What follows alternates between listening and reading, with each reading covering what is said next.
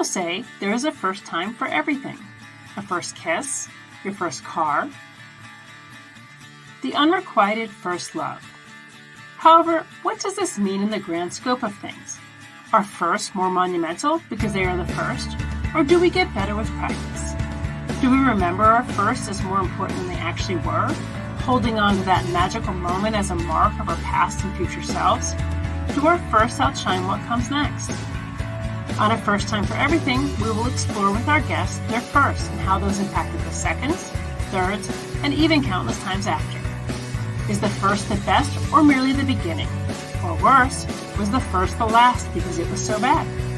We will dig into the recesses of our memories and consider whether or not a first was the start of something amazing or something we'd rather not remember. Come along with me, Juliet Rose, as I put our guests in the hot seat to analyze their firsts and how they defined who they became. I promise you're in for a fun, although maybe bumpy ride.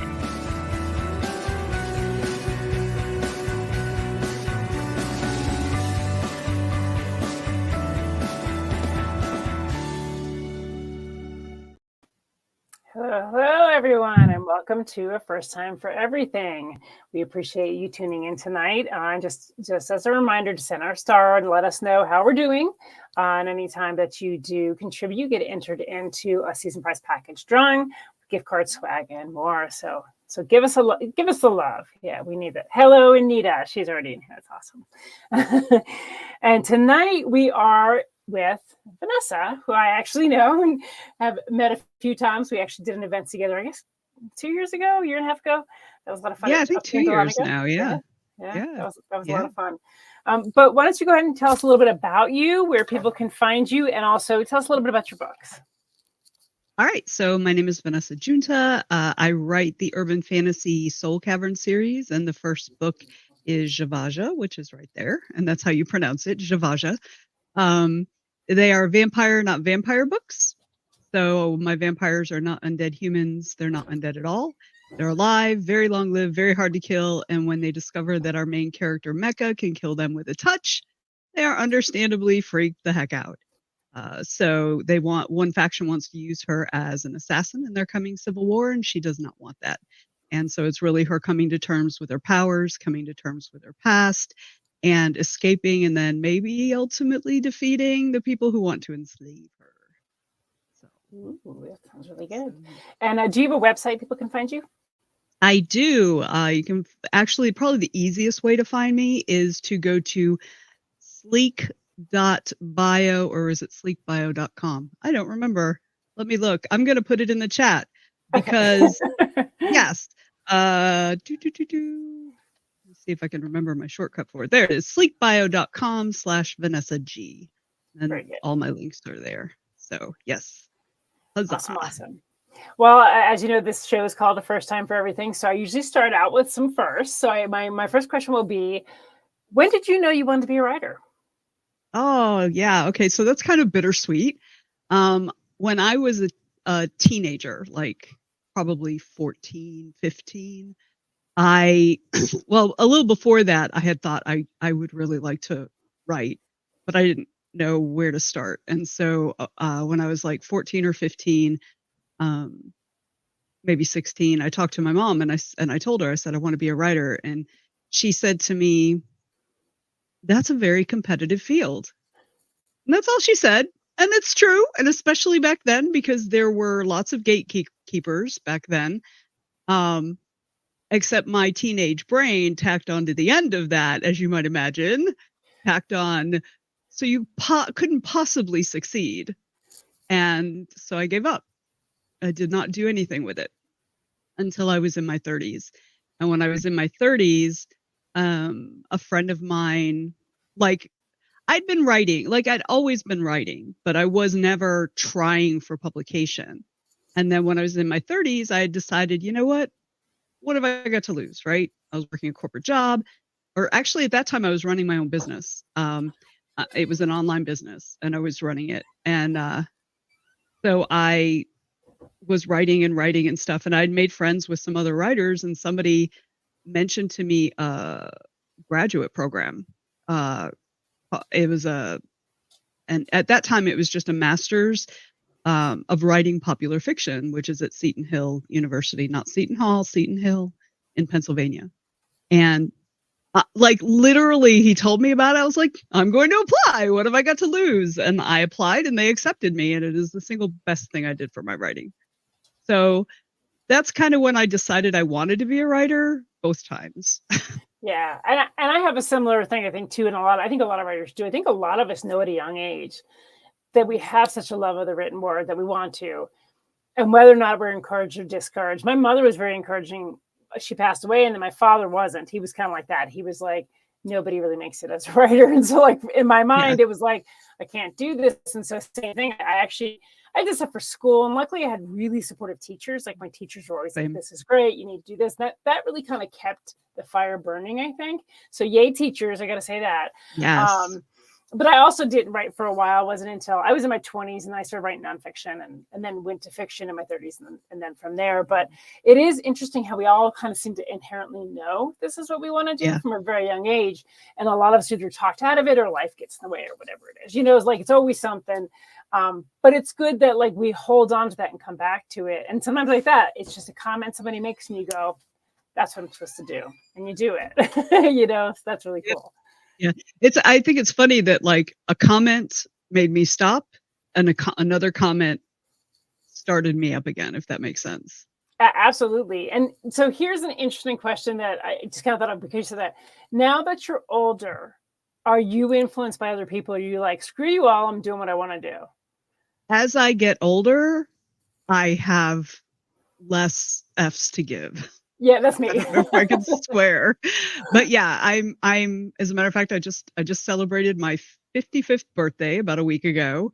Happy birthday! And thank you. And I have found it's like been since I hit about 40, and then like I was like, I didn't care as much about what people thought, but I hit 50, and I'm just like, screw all of you. Yeah. I mean, I still because I'm a people pleaser in many ways. And I'm a rule follower in many ways. I still, like to kind of, make people happy and, stay on the right path or something. And, I mean, the right path being completely subjective. I still do those things. So I still care a little, but I care a lot less about what other people think.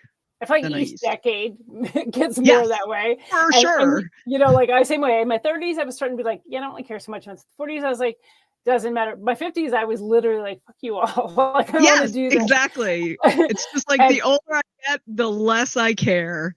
Yeah. And I wish I could talk sometimes to the younger people and say, trust me, you're going to get to this point. So just get to it sooner because you're wasting time giving a crap about what somebody else thinks. Yes. Yes. Agreed. But, it's just hilarious because when I was young, older people told me the same thing. And did I listen? No. But you think it's different for them? You're like, they don't know. It's different for them. They don't, life's different now, Actually, life is way different now. I would not want to be growing up now. No, I just have so much empathy for kids today. What I will say, I love about kids today is they are outspoken, man. They do not give any crap. Like they're like, I feel this way. I don't care what you say. I don't believe in authority figures. I'm doing this. I love it. I have so much hope in these younger generations. Come to the dark and grumpy side. We have cookies. Yes. Cookies. Yes, exactly. So I have so much hope. Every generation has good and bad, right? Every generation, the boomers, my generation, I'm kind of a little older. I'm in the kind of the lost generation, the unnamed generation that before somebody decided to change all the dates on Wikipedia for all the named generations, right. Gen X didn't actually start like Gen X, the original Gen X ages started about the mid 70s as a birthday. Yeah, because I was in my 20s when my brother and sister, who are 9 and 11 years younger than me, respectively, well, the other way around, because it was when they were in high school that the generation got named. And so I was already in my 20s. So I was already out of it. So when Gen X was actually named, I was not part of it. And so I'm kind of in that halfway between boomers and Gen X that now got sucked into Gen X. But yeah. So I don't even remember how I started that. That's a soapbox issue for me. Yeah. And I feel like the generation thing is way more of a thing nowadays than like I never really heard that term. I'm the same way. I'm just a couple years younger than you. And so like I never really heard those terms until I think it became a marketing tool in the 90s where they're like Gen X because they were selling to us to sell movies and sell products and things like that also. And they kind of labeled it. But like until that point I never heard it. And now like you can't go a day without hearing about somebody talk about some generation. Gen whatever. Yeah. and the thing is like in the 90s, that's actually when the early 90s is when Gen X got its name. Was in the early 90s. And again, by that time, I was already well an adult. It might have been very late. No, I think it really was like 91 or 92, something like that. So, and I was thinking that movie Reality Bites. I feel like that was like the label of Gen X. That was like they put it out, and then that was kind of like when you started to hear about Gen X was once that movie was out because that was supposed to be like the culmination of Gen X, right? You know, yeah, it's crazy, and the whole idea that baby boomers were born as late as 1965. It's like literally the name is about the boom of babies that happened directly after World War II. 1965. That's 20 freaking years later. Exactly. No, they are not boomers. They don't. That's another generation. It should be a whole other generation. Yeah, exactly. Because like that's another generation. You meet people that are like the younger versions of what they call boomers. They're more like probably Gen X because they're just it's a different my husband is technically a boomer because he was born in 1965. Right. He is not a boomer, you know. It's just I get so annoyed because the thing I get annoyed most about though is that it's a way to divide us. You know what I mean? Exactly. Yeah. It's not, there is no positive reason to do this, you know, to name all the generations. All it does is divide us. And there's already a natural kind of division between older folks and younger folks, right? There already is. And has always been, you know, and that's fine. But now we've created this artificial kind of antagonism. So it's I like that you said artificial too, because one thing that I've noticed is that we lump them into, you know, not only their age for the generation, but like a certain belief. And sometimes like I know older people that are very progressive and they're not really like, you know, a certain way. And then I know younger people that are very conservative. And it's like, we tend to put these ideals on these generations. Well, okay, Generation Z believes this and Generation X believes this and boomers believe that. And the fact is it's not true. You know, like we can't be lumped into a generation simply because of our age. Like that's crazy, you know, and it does cause contention. I mean, I see it every day, even when people aren't trying to be, say, snippy about it, they still will post something like, well, I'm from Generation X and in our day we did this. Well, it's still being snippy because what you're saying is they're not doing that, right? You know, and it's just not reality. You know, everybody has their own personal experiences. I can't hear you. Okay. While she's fixing her thing, would you say again, thank you everybody for tuning in. We appreciate you coming on the show, talking again with Venessa. And she has a lot of wonderful books and hopefully she can get her sound fixed here in a second. We can. Can you hear me? Yes, I can hear you. Okay, good. Okay. Sorry. My headset went kind of wonky and I had to, never mind, it doesn't matter. Okay, so let's keep. It's all good. But yeah, so that's kind of my thing. And I agree with you. I was kind of thinking earlier today about the generation thing I was driving. It's almost like the new, like, what's your sign? It's like, what's your generation? Yeah. So if the signs were like, what's your sign? And I'd be like, I hate to tell people what my sign is because I don't fit it like at all. And so like, I hate people making assumptions about me because of that. So that's what I always feel like the generational thing was too, was the new, what's your sign? Yep. And a lot of my friend circle, like I've got a lot of Gen Xers who are in my friend circle. I have people significantly older than Gen X in my friend circle, but I've also got a lot of younger people. Like I've got a lot of millennials and actually quite a number of Gen Z in my social circles. So like I get along with all of them, you know, there are no divisions. I mean, certainly there's different sort of, obviously, time of life, right? Different time of life. There's also differences in pop culture references, like some of the references that are very clear to people our age, just like Gen Z has no concept, but it's also the same. Like they'll come up with, and I'm like, I don't know what you're talking about. Yeah, they'll post a meme and everybody be like, ha ha ha. And I'm like, I have no idea what that's about. Yeah, sometimes my kids But, are talking to each other and I'll just look and be like, I have no clue what you're talking about. No clue. Yeah, at all. Yeah. But I think that's normal. I think all of these artificial things that divide us, I just think it's a shame. So I think it's a shame. And I think we also can, instead of seeing it as a negative separation, we can see it as a positive learning experience, right? So like that, my husband's very much younger than me. So he's a millennial. My ex-husband was a boomer. So like my ex-husband could have been my current husband's father, age-wise.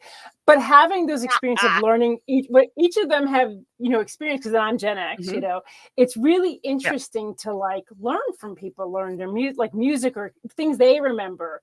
Like we might have a memory of something, but theirs might be different because of the age that they were. And I love like having those conversations with people. Yeah, me too.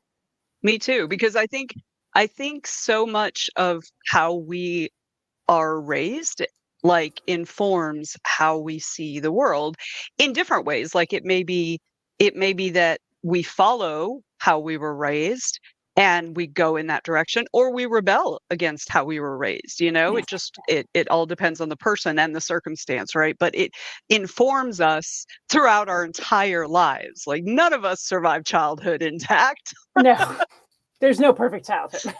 We all get traumatized. Exactly. For different reasons.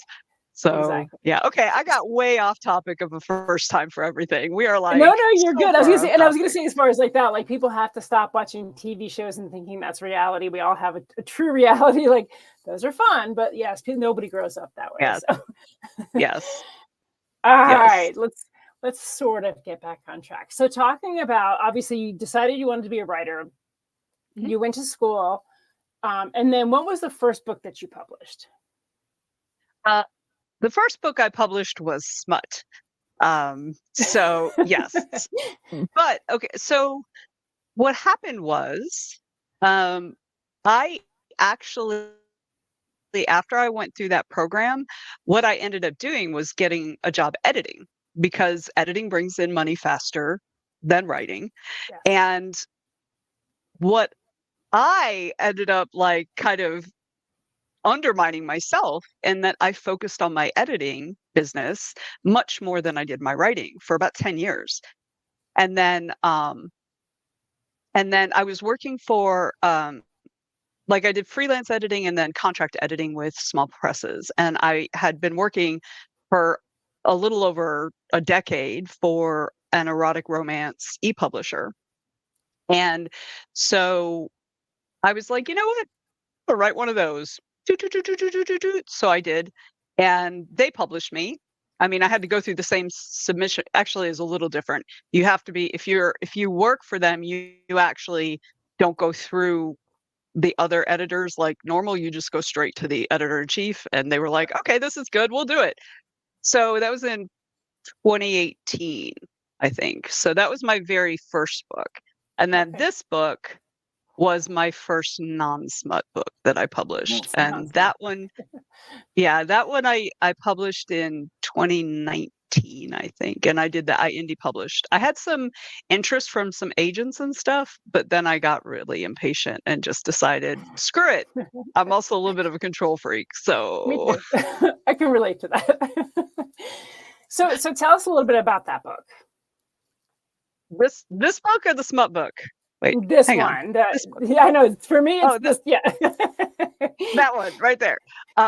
So yeah, actually that's what I talked about in my intro, is specifically that book. It's the Vampire Not Vampire book. Okay. Yeah. And yeah, it was also my thesis for my master's degree. I ended up, so the year after I graduated with my master's, the program got accredited to confer MFAs, Master of Fine Arts, which is of course the terminal degree. It's like a doctorate. It's a terminal degree for creative fields.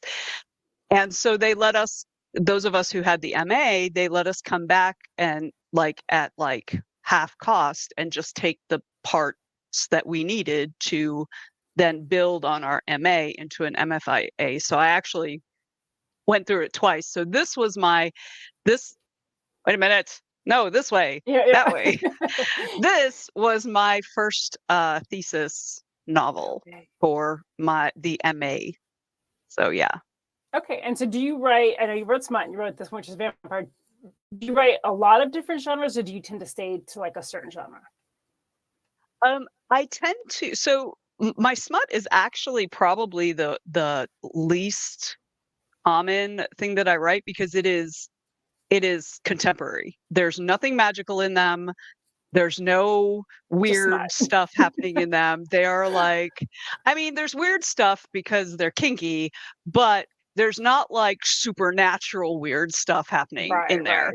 Right. And so, which is super uncommon for all the rest of my writing, all my non-smut writing. All my non-smut writing, I can't write a contemporary straight story to save my life. All of a sudden there's a ghost, or there's a vampire, or there's some weird thing that people have to figure out. So I tend to write urban fantasy with horrific elements. I do a lot of supernatural suspense stuff, which makes sense for me because I grew up on horror. I was reading Stephen King at 13 years old, and I read Stephen King and Clive Barker and Dean Koontz as a teenager, Anne Rice, all the things. All through my 20s, I read just horror. That was almost all I read. And then as I got older, I kind of started branching out. I was dating a guy, and he was really into fantasy. And fantasy was always intimidating to me because it was such a big genre. There's just so much. I was just I don't even know where to start. Yeah. And so he just kind of gave me little, not reading assignments, but he'd be like, here, you should read this book, or you should read that book. So he helped me navigate into fantasy. And I found that I really enjoyed urban fantasy a lot. And so I started reading a lot of that. And I've always liked murder mysteries and serial killer stuff. And I watched CSI and NCIS and, what's the other one? I don't watch Law and Order as much. The original I watched, probably the whole thing, but I like police procedurals and stuff. So it's very much my writing is just a big mishmash of all that. Yeah, I can totally relate to that, because I also started out kind of writing more contemporary, which also had a romance smut element to it. And I've kind of veered away from that. I'm much more supernatural. And I was the same way. I read all the horror. That was my thing, So then I everything I write now pretty much has that supernatural and suspense. And some is horror based, some is not. I'm not saying I won't go back to writing contemporary. If a story pops in my head, I'll write it, but that's the benefit of also being indie, is that you have the control over what genres you choose to write. You don't get locked into well, no, we only want you for your romance. We only want you for your horror. Yeah. So that definitely, I think, is beneficial to being indie, is because you get that control back. And even within, so I say I'm cross genre, so I write different books, this book's horror, this book's whatever, but in the books I'm mixed genre, so there'll be elements of lots of things in the books as well. So and I feel I get that control again because I do it myself. I don't have someone telling me, no, we don't want that from you. And I've heard authors say that, where they have written for a publishing house. Mm-hmm. They've written something, and then that's all they want from them. They don't want anything else. I have this story. Nope, don't want to hear it. You are this to us, so. You are this, and you are not to change ever. Exactly. Yes. Exactly. Yes. And my favorite saying is, don't tell me what to do. So don't tell me what to do. I have it embroidered on a thing that hangs on my wall that says that. Yes. Yes. Don't tell me what to do. You're not the boss of me. You're not the boss of me. That's right. So when you kind of first put your book out in, like you said, 2019, or your non-smut book out in 2019, or you can refer back to the smut book as well, what were some of the roadblocks you faced, and did you kind of get any negative criticism?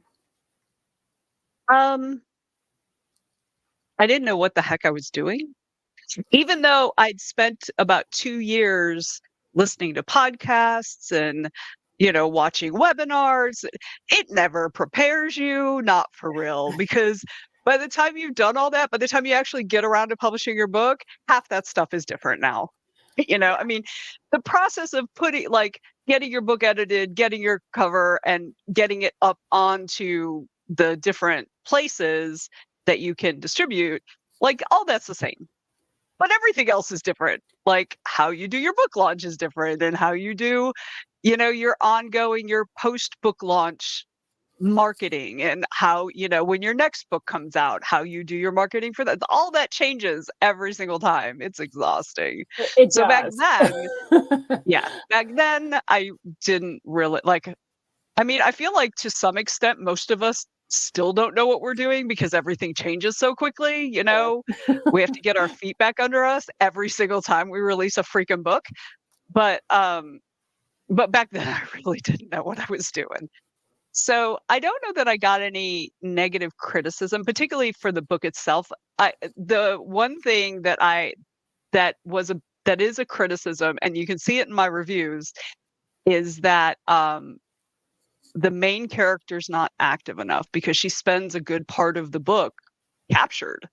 And so, and then she makes a decision, and some people and I totally get why they took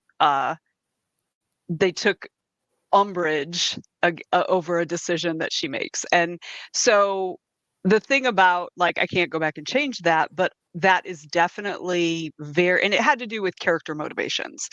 And that is something that has been front and center for me always now, because how it is when you make one big mistake, or something you perceive as big or someone else perceives as big. Sure. You don't, if you're doing life right, you don't ever make that mistake again. You get to make brand new mistakes. Exactly. Yeah. Well, it's interesting because I published 20 years ago, I published a book, and in my 30s, and then I took it out of I got divorced, took it out of publication. I didn't want my ex-husband having rights to it or whatever. So I took it out of publication, and I kind of didn't write then because I was raising my kids by myself for years. And when I came back to it in 2021 is when I came back to basically writing and publishing. The world was so different than it had been then. I felt like I didn't know anything. Here I was talking about I was an expert, I know how to publish a book. And then all of a sudden I was like, I can't even find any of the tools that I used before. But in a good way, because by opening up to that, we've really come far in what's accessible to us as publishers is huge. Because back then I was really doing everything from scratch. It was yes, there were computers and there was some social media, but it was I was having to figure out everything. I'm obtaining pictures, trying to do my covers and everything like that. Where now it's and I still do my own covers, but now you have tools that make it so much nicer. And more professional looking. So yeah, and it does constantly change, but I think in a good way. Agreed. Definitely. I mean, we have some struggles on the horizon that we are coming up onto right now with the advent of AI and the incredibly fast acceleration of AI. And that's going to be problematic for not just creators. It's funny because I think the wider world has heard artists and writers and stuff freaking out about AI, and they're just like, but dude, all of the tech companies have laid off huge amounts of their workforce. Why do you think they're doing that? Exactly. It's because they could substitute AI. So it's just it ain't just us. I was reading an article about that, basically them saying that they're saying it openly. We are laying them off because we can use AI. And so they're not even trying to hide the fact that that's why there's massive layoffs, because they can switch to AI. And so it is a real concern because it's not just about writing or art anymore. Now it's about livelihood. That's right. And that's really concerning. So, it's always been about that. It's always been about that. It's just that people didn't realize it because they thought, but it's all that whole thing. Oh, they're coming for those people. That's not me. Exactly. But it's not me. It's only a matter of time before it comes for everyone, because AI is built to replace humans. Absolutely. That's the point. That is the entire the entire point of AI is to replace humans. So if you think, I mean, the only people I think that it might not be replacing right now, but only because robotics is still really going to be expensive, and that is like trade things like auto mechanics and stuff like that. Like even medicine, like hospitals are using AI to help diagnose patients. Right. So, I mean, It's AI is meant to replace humans. Like, right. have we never watched a sci-fi movie? Yeah, it's amazing to me because people are like, well, yeah, but I like to use it for this, or like in them, to them, it's just playing around. What they don't realize is it's not just playing around. Like I worked for a corporation, I got laid off last year, and I worked for a corporation that was most definitely looking at AI to replace people. And not just writers. Like I think that people who, oh, it doesn't affect me because it's just writers or visual artists, and it's like it's really not. Like it's across the board. They're looking how to make more money, and how do you make more money? You get rid of people, so like it is something that we need to have. And the regulations, you cut your expenses. Exactly. And what's the biggest expense? Labor is all the biggest expense. So if they can cut that out, but you know what's going to happen? There's not going to be a commensurate lowering of their prices.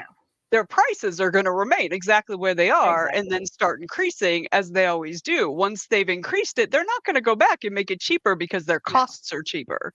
Right. No, they're making a lot of money off that. And the thing is, like, and it drives me crazy. I made a post about this the other day, is like they're not thinking about the fact that when you cut employees and you lay them off, those are also your consumers. Those who buying your product. If they don't have money, then they're not buying your product.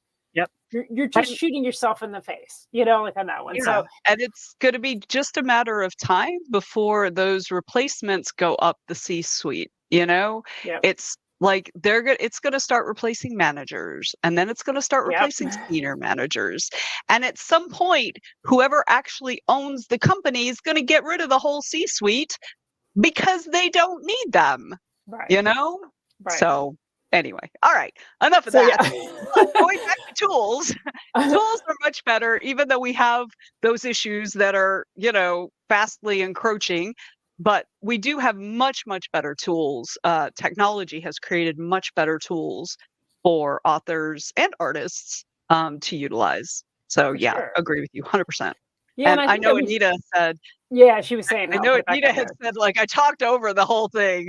Some of the tools and platforms I used in the beginning don't exist anymore. Yeah, absolutely. Like and that's it's technology. You see the constant changing out of things, which can be good. But again, we have to still have, kind of our thumb on it to make sure that it's still treating people fairly, and that we're still we're still creating the work that we're putting out there.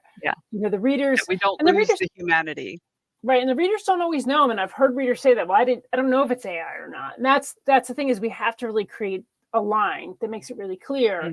And so as an indie publisher, as an indie writer, we need to make sure making those conscious efforts to look at what we're using and saying, I'm not going to use AI. I'm going to use this. I'm going to pay an editor. I'm going to pay a cover designer. I'm going to do this because we also want to get paid. And I think that's ultimately, like, we can't always look at things outwardly. We have to look inward and say, well, I want to get paid for my work. So they want to get paid for their work. The only way to keep it consistent is for us all to keep the same kind of like rules about how we're going to do this. It's ethics. That's what it is. It is 100% ethics, because like, I am very, and this, I will pay extra for something, even if, like, so for example, I don't buy ebooks. I do not spend my money on ebooks on Amazon ever.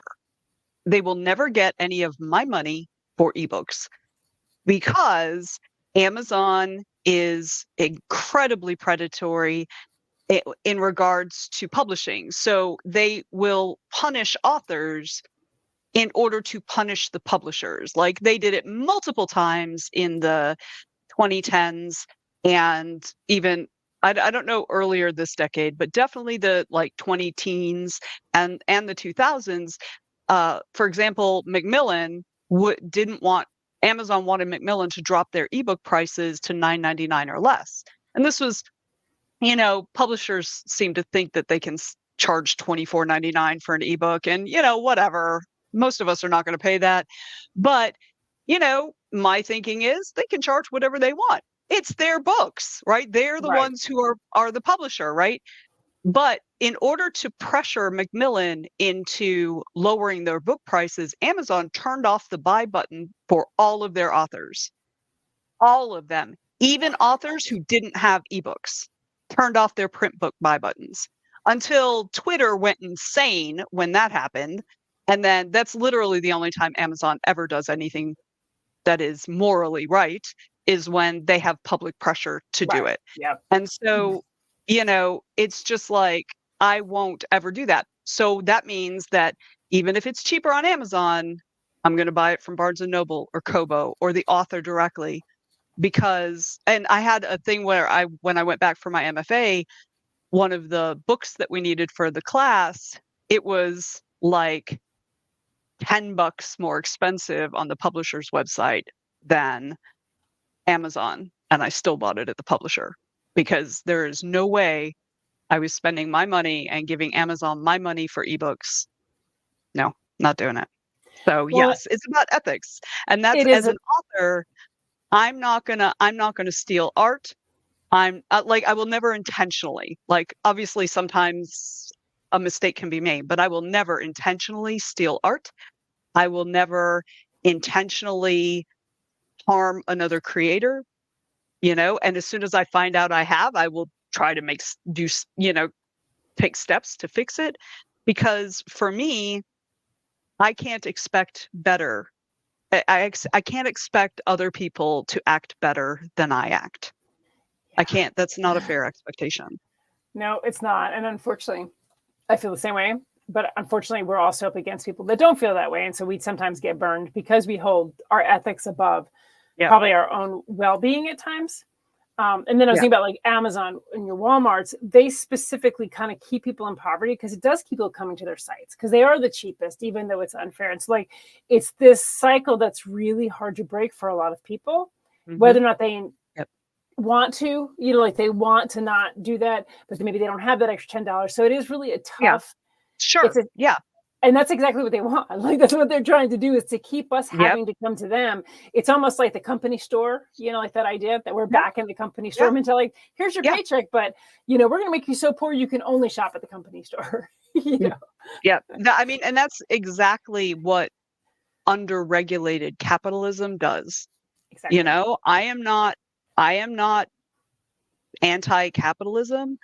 I am under and unregulated capitalism, because all it does is kill people, literally. Yeah. So, I mean, that's ultimately, and he says that's why so many authors are moving to direct sales. And I agree. I like to go in person and sell. But Amazon's still getting my money because I publish through KDP, so they're still getting my money, regardless of that. I'd have to move, off the site. Anita's talking about direct sales through your website, right? So you necessarily have to do Amazon for that. You can do Ingram for print books, but ebooks, they don't get it. They don't get a cut of it at all if you're selling ebooks direct. Yeah, so for sure. Yeah, and so I think that, this is obviously a hornet's nest to get into because there's so many elements of this that play into it. But I know a lot of authors kind of struggle with this too, because they're trying to get themselves and their books out there in a way that they can still make money, in a way that it's accessible and easy. And unfortunately, consumers still really want easy. So I have a website where you can buy directly from me, but most of my sales still go through Amazon because people want to be able to click a button and then it's already on the way, or get that free shipping or whatever it is that, Prime or whatever they kind of hold over people. And so I do think there's that struggle of ethics versus accessibility for a lot of people. Yeah. And ease too, and convenience, right? Yeah, convenience, absolutely. Because I still use Amazon for a bajillion other things. I just won't buy ebooks from them, and I don't know that that doesn't affect their bottom line at all, but for me, it aligns with my ethics. And just in the same way that, when I'm in a new town, I much rather go to a locally owned restaurant than a chain, because my number one, my money means more there, and number two, I don't want my only options to be chains. And so if I want these mom and pop places, these privately owned, individually owned businesses to succeed, I have to give them money. Yep. So, it just makes sense. Yeah. And I think if we have the ability, that's what we need to be doing, because there are people that don't. Kind of going back to that before. And I remember thinking about years ago, I was living in a town and a Walmart was going to come to the downtown area. And it was very opposed from a lot of people. But the people that were opposing it were the people that, yes, are opposed to Walmart coming in and putting mom and pops out of business, stuff like that. But the people that weren't opposed to it were the people that were living down there and didn't have cars, and they really needed somewhere to shop. So there's a sense of balance and understanding we need to have in order to support kind of our community and our economy. So that is the thing. If we have the ability, take your ability and do the right thing, because there's people that don't. There's going to be people that have to shop at Dollar General for their tomatoes because it's what's by their house, and we can't judge them, but we can say, well, I'm going to try to do my best to change this because I have that ability. Yes. And exactly. I grew up I grew up in a sort of middle class neighborhood, but when my mom told me from the time I was 14, she wasn't putting me through college. Yeah, So, my kids that, once I hit 18, I was just I was working, 3 jobs, and I was doing this and doing that, and literally living hand to mouth, mac and cheese for dinner or ramen or something so. I completely empathize with, I don't judge people who shop at Walmart or shop at Dollar General. I there's a Dollar General down the street. I like Dollar General. It's a fun place to shop. But if we had a locally owned dollar store down the street right next to the Dollar General, that's where I'd be shopping. Exactly. You know what I mean? Because if it's comparable, shop where you can afford, buy the things you can afford. But if you have a choice, choose locally owned. That's my view. Everybody can make their own damn decisions. And I agree. And I think that if you shop mom and pops, you shop locally, you help them stay in business. It allows then other people to shop there as well. So, like I said, it is a hornet's nest, of trying to, do the right thing, but also be compassionate, and understand other people's points of view. So it's one of those things that it's definitely tricky. And I know Amazon carries a lot of that too, because basically for authors, it is an easy way to get your books in and out very quickly. And it's very user-friendly, right? It's easy to get in there, make edits, etc. But there's a lot of detriment to it. So long-term, it is something we need to assess and think about as well as writers and say, is this the best decision? Am I supporting where I want to support? So it'll be interesting to see how these anti-monopoly charges, lawsuits kind of shake out with Amazon. That'll be interesting to see. All right, I didn't mean to get us on politics. I'm sorry. No, that's right. Yeah, it's kind of my thing anyway. So and I was going to say, because we mentioned regulation, but the point I was going to get to eventually was regulation. We do need to have regulations in place, because that's really this is rampant at this point. We can't make that much of a difference. So yes, having regulations that say that even EU. Having the EU is so much better. The EU is so much better at keeping up with technology, with their laws. They've got amazing privacy laws, and they've already started they've already put laws on the books about AI in the European Union. But and Congress is now starting to talk about it. The problem is, and it always is with Congress, is that none of them know a crap about technology. They don't know what they're creating laws for. They don't understand, and none of them really listen. So, and they're going to listen to their lobbyists, and they're going to listen to, so they're going to listen to whoever has the money that's kind of convincing. Exactly. Yeah. But they're not, they don't understand what they're passing laws on. They don't understand it. And that's always the problem with technology, is that the people who are in Congress are overwhelmingly old, which means that they are overwhelmingly not technical, in terms of modern technology, right? And I mean, yes, there are some younger folks and there are some younger people who understand this a little bit more, but they are the minority in our Congress. They are the absolute minority. And the old folks aren't going to listen to them. Right. Anyway, sorry. Gotta get Politics back into again. this generational thing. So yeah, they won't listen because nobody has anything saying this to the same generation. No. So yeah. Yeah. All right. So, So we'll try to get back on track to the first. I knew we'd have no problem with this. So if you were approached by somebody who was a new writer and they said, Venessa, I really want to self-publish a book, really want to do this. What are some tools or what is some advice you would give them to be able to do this well?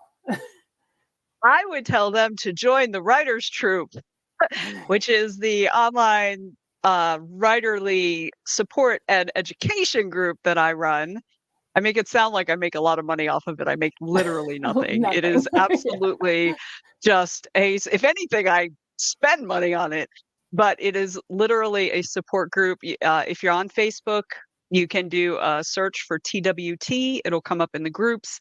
And the reason that I suggest that, I mean, yes, it's my group, but I'm not the only one in it. There are like 700 other people in it. And there are authors at various different stages in their life. There are authors who are brand new, just working on the very first draft of the very first short story they've ever tried to put on paper.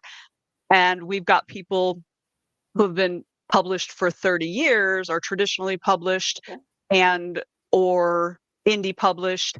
And I mean, we have publishers in there. We have agents. I'm trying to think if we still have agents. I don't think so. But we've had we've got someone who used to be an acquiring editor for Titan Books. He's only just retired. We've got all different authors and writing related people in there. And so at whatever stage you're at in your career, you can find someone who is farther along than you are and ask questions. You just toss the questions in the group and then you get all kinds of answers. And so I would also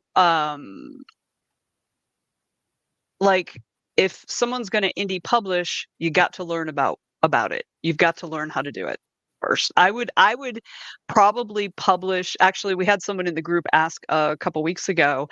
So she has this YA story, this YA book that she's been working on like the 2 or 3 years that I've known her. She has other things she works on, but like it's her heart story, right? And she also has this other story that she's worked on in the past and stuff. And so she asked if she should publish that other story first, just to try, understand how indie publishing works. And a whole lot of us advised her that would be a great idea because, you don't want the story of your heart to go out there and then just, right. And it's going to do that if you don't know what you're doing, so you learn as you go. When you publish your first book, no matter what it is, you learn as you go, because even if you think you know what you're doing, you don't until you actually do it. You have an idea of what you're doing, but you don't know what you're doing. And so I would also recommend, don't put your big story out there first if you've got something else that you can put out as a test run. So that's really good. I like that. It's interesting too, because I think that, what I've seen, and it happens on both sides. So I think that you have new writers and they're very defensive.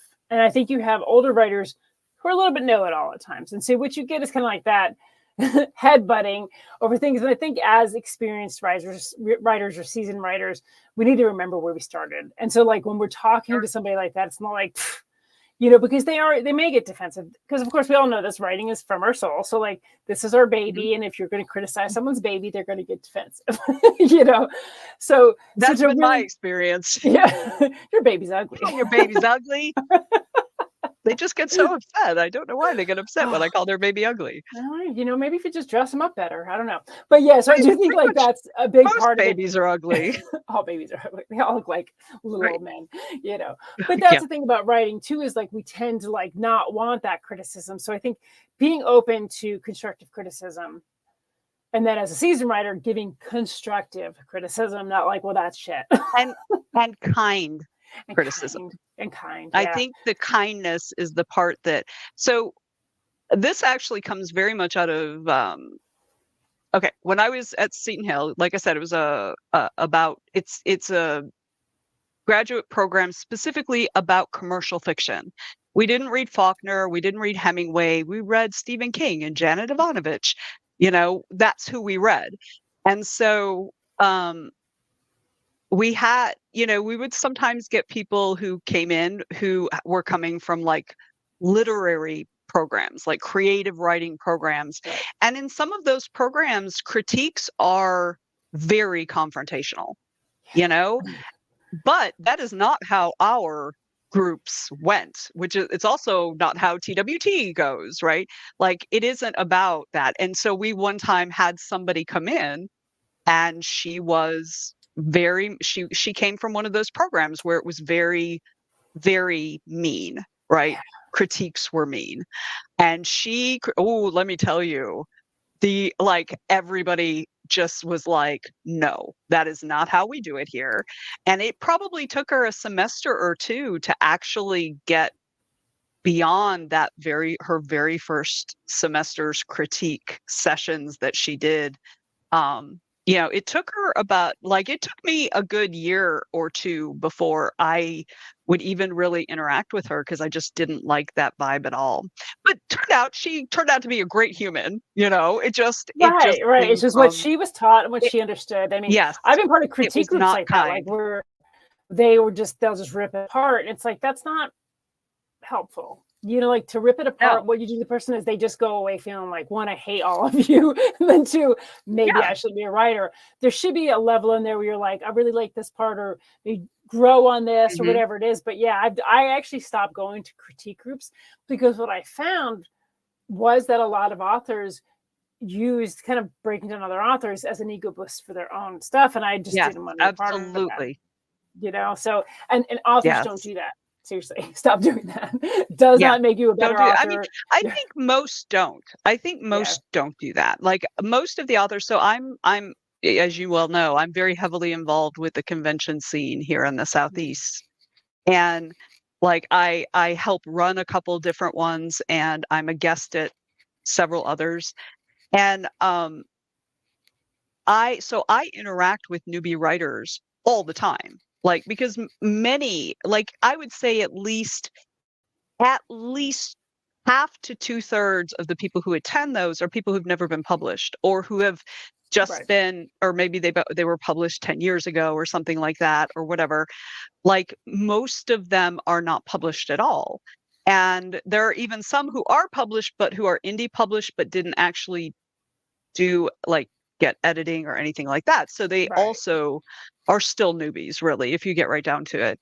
And so that's something that's always top of my mind when I'm interacting with someone, whether it's professionally or at a convention or whatever, is how would I want somebody to be with me? I actually, when I was in my 30s, there's an author that I really, really liked.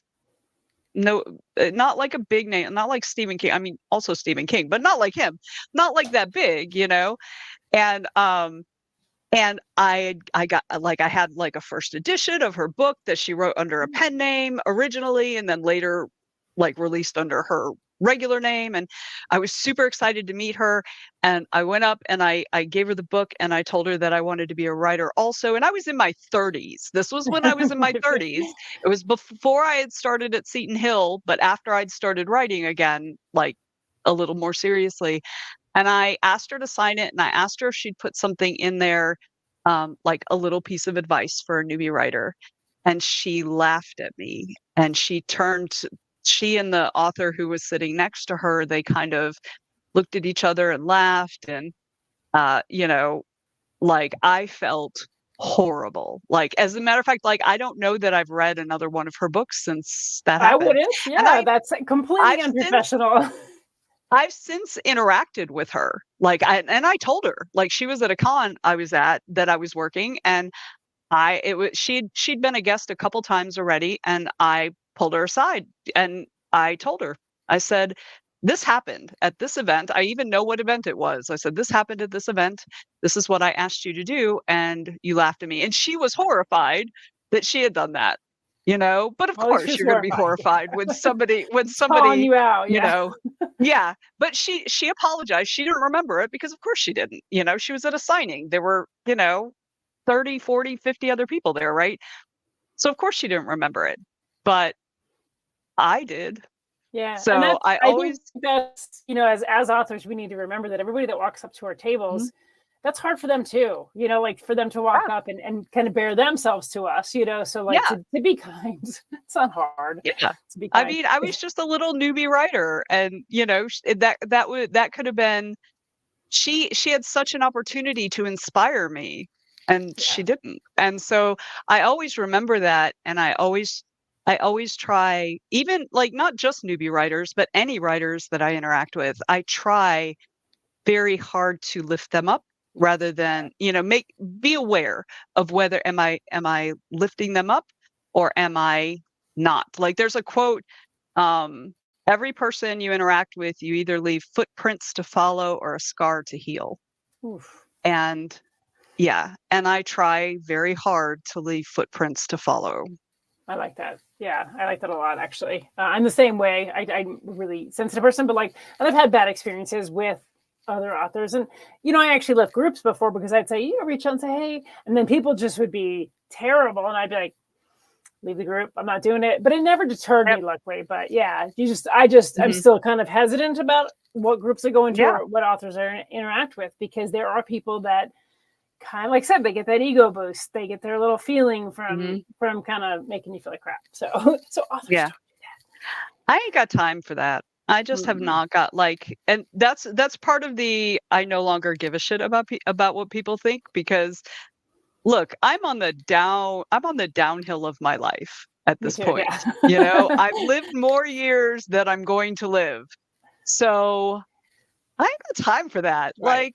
Go, fine. You wanna be an asshole to make yourself feel better?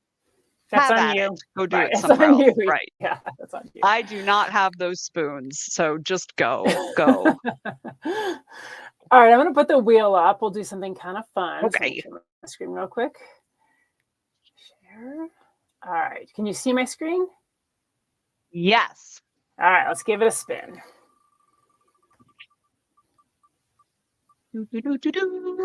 Ooh. First obsession. Oh, that's easy. And there are probably people in the chat who can guess this. My first obsession was Duran Duran. So I have been a Duran Duran fan since I was 13 years old. I've seen them dozens and dozens of times. I've met them. I've followed them around on tour before. Yeah. That's so funny. I mean, I wasn't a groupie. Yeah, I don't know, maybe a little bit. So it's funny because I loved, when I was in junior high school, Duran Duran was like the band. I had the posters, I knew all their names, I knew who I was going to marry. Yeah, I think I don't still do that though, so that might be the difference. Is like, Oh yeah, see, I still do. Yeah. I saw them last time they were in Atlanta. Freaking awesome show. They are fabulous live. As a matter of fact, their 1984 tour, the really big one, the Seven and the Ragged Tiger tour. Yeah. I had tickets. It was going to be my first concert. I was 14 years old. A whole bunch of my friends were going. One of their dads was driving us. It was going to be great. The week before, I did something, I don't know what. My mom grounded me and made me sell my ticket to another friend. And I was devastated because, of course, after that tour, after Live Aid the next year, Andy left the group. Right. Or Roger left the group, and then Andy left the group. And to this day, I still say to my mom, I have no idea what lesson you were teaching me because I do not remember. I just know that you kept me from seeing Duran Duran. And she was like, how was I supposed to know it was going to last 30 years? I said, that is devastating. Yeah. All right, let's spin the wheel again. It's gone from the screen. Let's see. Share. All right. Can you see it now? Yes. Okay. Let's give it a spin.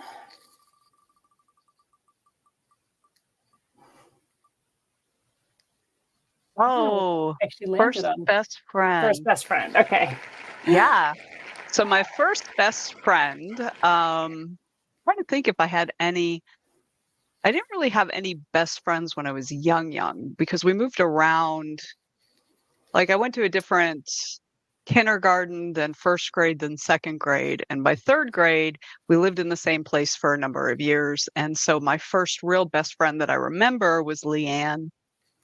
She had moved from Florida, I think Pensacola, Florida. And I was living in a suburb of Chicago at the time. So that must have been a real treat to go from Florida to Chicago.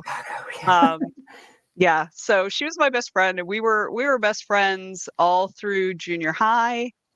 And then high school, we went to two different high schools. And so we just kind of, we lost. And then my sophomore year, my family moved to the South. And so, yeah. So Leanne was my first best friend. That's awesome. Well, it's funny. I was thinking about this question earlier, and I always think of like my first best friend that wasn't, like there was a girl up the street, and she's probably like my first best friend. But actually, my brother Scott was my first best friend. We were really close in age. We were called Irish twins.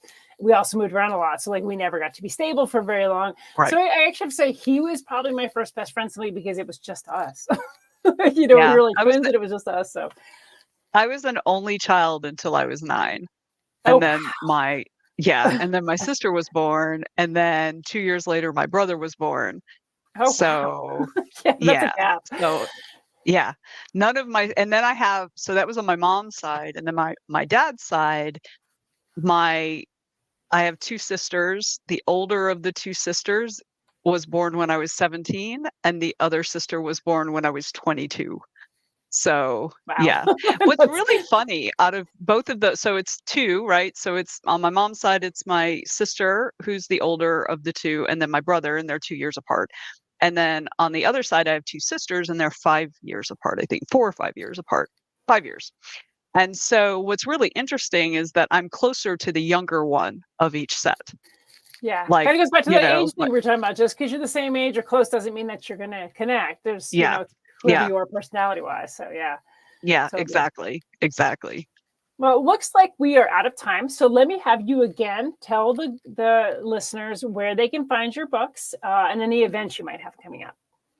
Yeah, so I'm actually doing an event this weekend. If you're in the Athens, Georgia area, I will be at the Oconee Public Library. They're doing a book festival this weekend on Saturday. It's from, I think, like 10 a.m. to 5 or something. I don't know. I've got to show up at some point. I should probably look that up before I so I can plan my Saturday. So that's my first event coming up, and I don't think I have anything else. I had a whole bunch of cons last month. I don't think I have anything else until DragonCon. So if you come to DragonCon, you will find me in the writer's track room in the Dungeon of the Hyatt, like almost like from about 11 a.m. to, however late. I'm usually moderating a bunch of panels or on a bunch of panels. So so those are the places, the physical places that you can find me in the coming weeks or the coming months. And online, you can find me at sleekbio.com/Venessa G, and that's Venessa with an E. That'll be the easiest way to find all my stuff. You can find my books. You can find my website. You can find the Writers Troupe. I'm pretty sure that's on there. That's how you can find me. Oh, also, I have a show on Go Indie Now on the second Monday of every month called A Conversation and a Cocktail. I took this month off. In part because I was super busy. There was a lot of stuff going on. Also, it was like my birthday. So I was at a convention. So we took this month off, but I will be back in June. So I think it's like the 10th or something like that, whatever the second Monday is, at 9 p.m. right here on the Go Indie Now network. Very cool. Very cool. I'll have to tune into that for sure. We want to thank everybody for tuning in tonight. This was a great conversation. I had so much fun with you, Venessa, but I knew I would. I was like, it's Venessa. That's going to be awesome. And yeah, so we appreciate you coming on the show, and everybody for tuning in. And just remember, it's always time for Go Indie Now. Yes. Okay, and